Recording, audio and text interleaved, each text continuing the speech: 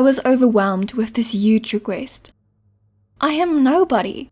How could I help this lost soul? I knew what had to be done. I knew that I would find deep within me the strength and the courage to do the task that was requested of me.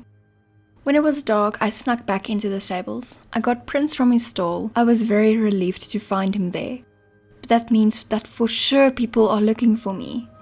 That can't happen since they will find out about Dorka. My mind was flush with plans on how to get to the portal. I'm sure the bad guys would be camping the woods. We need to find a way around the mountain.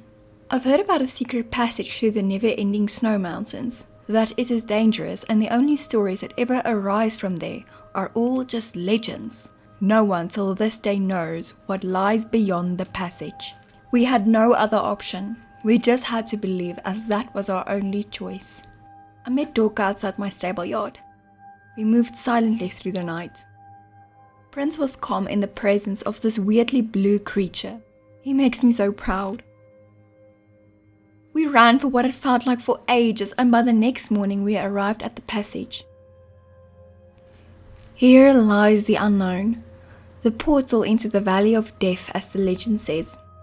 Dorka looked at me with fear in his eyes. I knew he was afraid of what might happen to us, but we know that this was our only hope. So he set foot first into the cave. I heard the hoofbeats get softer and softer. As soon as he was out of sight, me and Prince followed. The path was small and narrow, and I could hear the sounds of bats flying past. Finally, the path began to open, and I could see Dorka once more. The next big obstacle stood on our way. A 1,000-meter long drop. There was an old elevator, but I don't know how long ago it was used. I pulled the rusty lever and I could hear the sound of old gears grinding. The elevator appeared and the door opened. We did not have a choice. There was no other way around this, and this was our only option. We all entered the small box and the door closed. As soon as the elevator began moving, I heard an unsettling noise. The box began to swing and I almost fell out. I only remember certain parts and it was so blurry, and Dorka started glowing. We fell and then we were safe. Dorka saved us. He protected us. We all sat at the bottom of the cliff out of breath, looking at each other as we did not know what just had happened. We plowed through the snow. We needed to keep moving in order to keep our body temperatures up.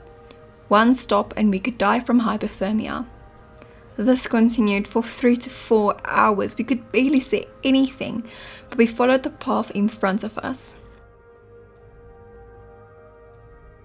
We finally arrived at an opening, the opening back into the outside. The promise that it will take us from the other side of the mountain towards the portal. The moment has finally arrived. Dorka led the way into the light. Who knows what lies upon the other side? It is what we hoped it would be. The other side of the mountain. The portal can be accessed from here and we can get Dorka home. Excitement filled my veins and the energy between us grew exponentially. Dorka started galloping down the path. I could tell that he knew he was going home. Me and Prince followed. The ground beneath us fell away and it felt like we were flying. We arrived at the portal, and that is when a sad truth rested upon my shoulders. I will need to say goodbye to this new friend of mine. I will need to make peace with the fact that I will never see him again, but I will know my friend is safe. I dismounted Prince and I looked Dorka in the eye. Goodbye, my friend. You will forever remain in my heart. Dorka looked at me with those calming eyes. My emotions were at ease. Dorka began opening the portal. It was a matter of seconds before there was a flash of bright light and Dorka was gone. Forever with his family.